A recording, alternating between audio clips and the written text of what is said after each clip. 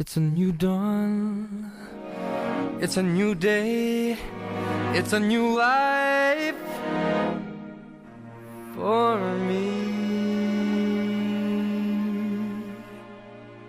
And I'm feeling good. I'm feeling good.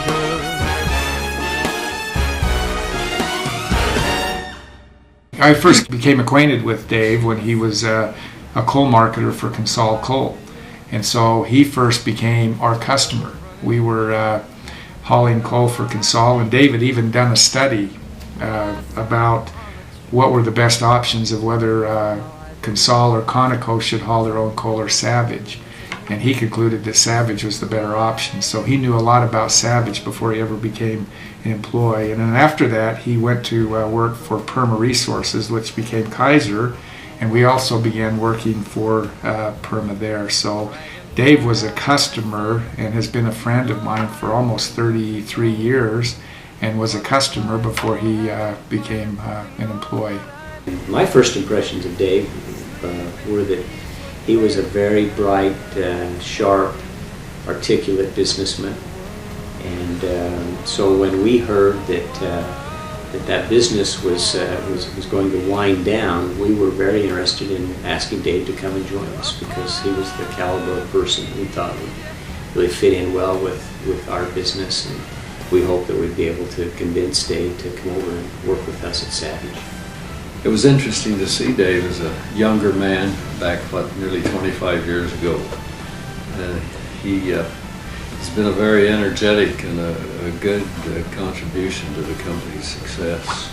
Dave was like the rock star that was coming on board, and it was pretty exciting. You know, I remember my father talking about Dave and his relationship, and having not met him, it was a big thing for the company for Dave to come and join us. It was an exciting time. Dave was going to challenge our organization to be better. There was a polish to Dave, you know, that was new, and it's going to be very rewarding to the company, and it's proven very beneficial. And I'm feeling good.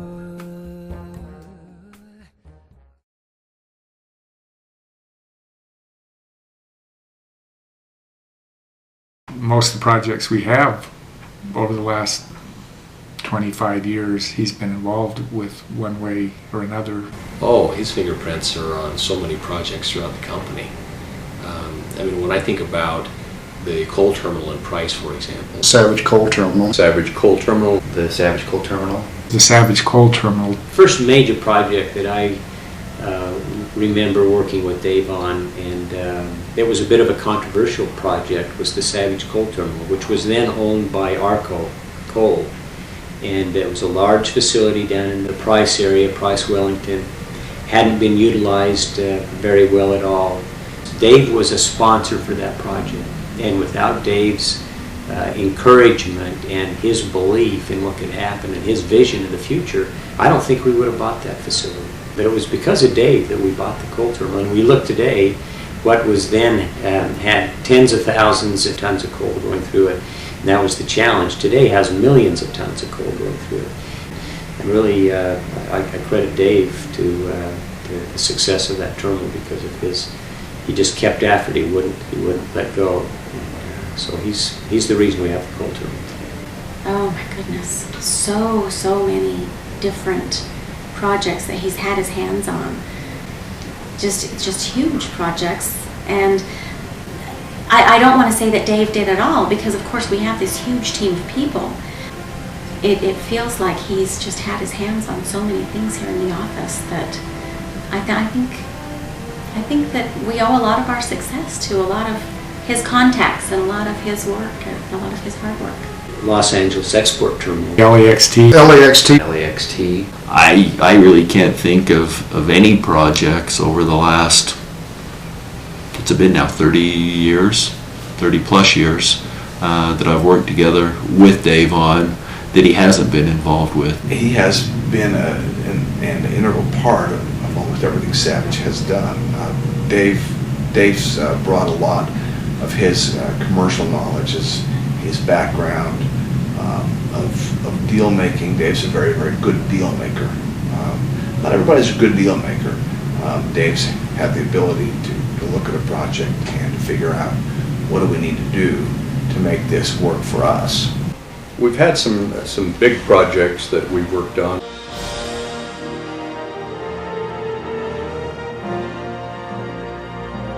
The Wasco Coal Terminal project in Bakersfield, California.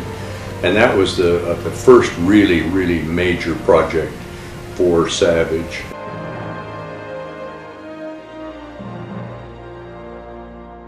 Dave's always been able to get more than a lot of people, I think, normally could in a business deal, and it's just the way he does it. I've always been impressed with that. We've lost very few projects that I've actually seen him working on, but it seems like he has his hands in everything. Well, I would say most of the projects that we have over the years, Dave has a fingerprint on. Well, I can't think of any that he didn't help make happen.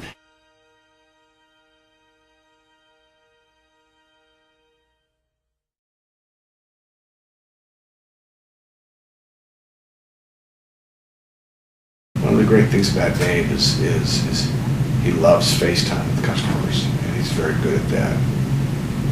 And he would much prefer to be out of the office and in front of somebody. And those are good lessons to learn in business. You know, get out from behind a computer and get in front of somebody. It's really one of Dave's special capabilities and contributions to the company overall is his ability to get in the middle of projects, to understand the customers and the customers' needs, and to help craft a deal. The thing I've really appreciated is over the years Dave was always customer focused and customer driven, and he brought a discipline, and he had a perspective that was really insightful and helpful. Dave is not limited to just one aspect of the business. He looks across the entire business and has relationships across the entire spectrum of the business, and has a feel for the work that we do across the entire business. You don't just replace that because Dave can chime in and add valuable counsel and input on most any facet of the business because he's spent the time to learn the business. He's a master relationship builder. People like Dave, they seek Dave out, but he's also, he's very good with people. He treats people with respect. You just enjoy being around Dave. In the end, it was Dave's ability to help the organization become more customer focused. Dave came into an organization that was an operation driven company, and Dave brought a discipline that I think has left an indelible mark across all the organization about looking at our customers and understanding them, and looking at things from a development standpoint about how we best bring value to the customer, as opposed to, we're an operating company and we're just going to come and operate better than anybody. And there's an art to that Dave had. And I would say that is the single biggest contribution that Dave's brought to the organization, because he's done it very well. He's made each of us who have had a chance to work with him focus on the customer and understand what their needs are.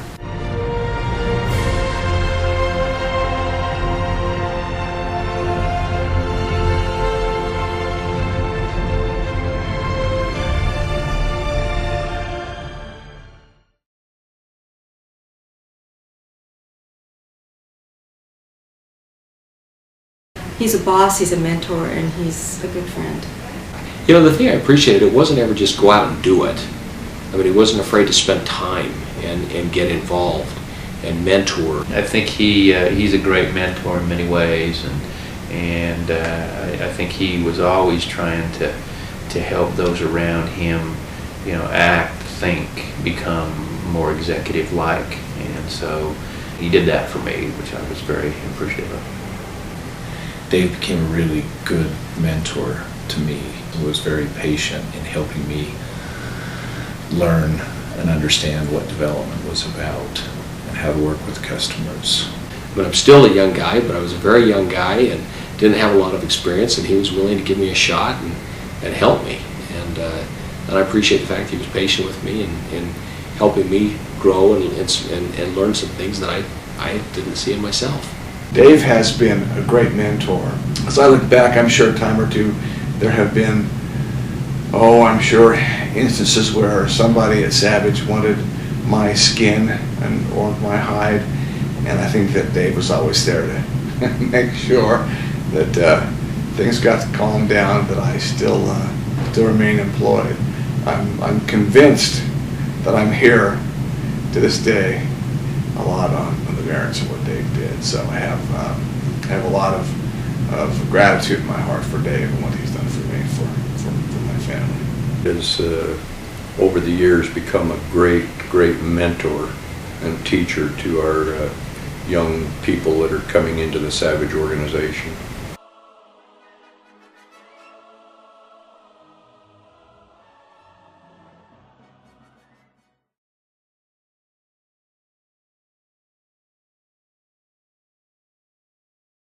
Dave is very good at knowing where the best restaurants are. In fact, I could go any city in the United States today and I could call Dave and say, hey, where's a good restaurant? And he would remember off the top of his head probably the phone number if he's ever dialed it, because he can remember any phone number he's ever dialed.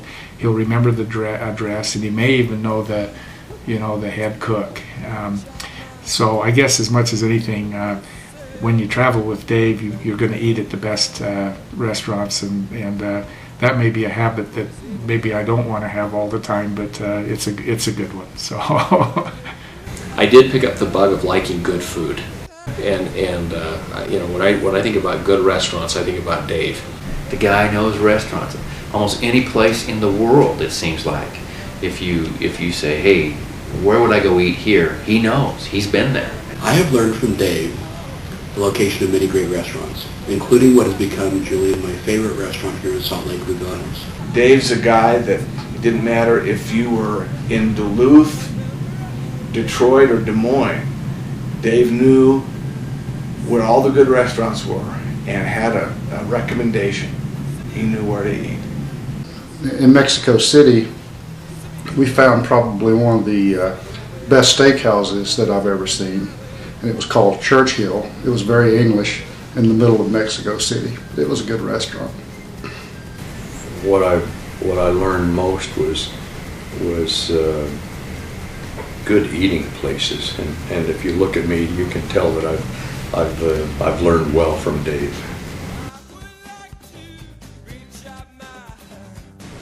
Did Dave play too much golf? Oh, it depends on who you ask.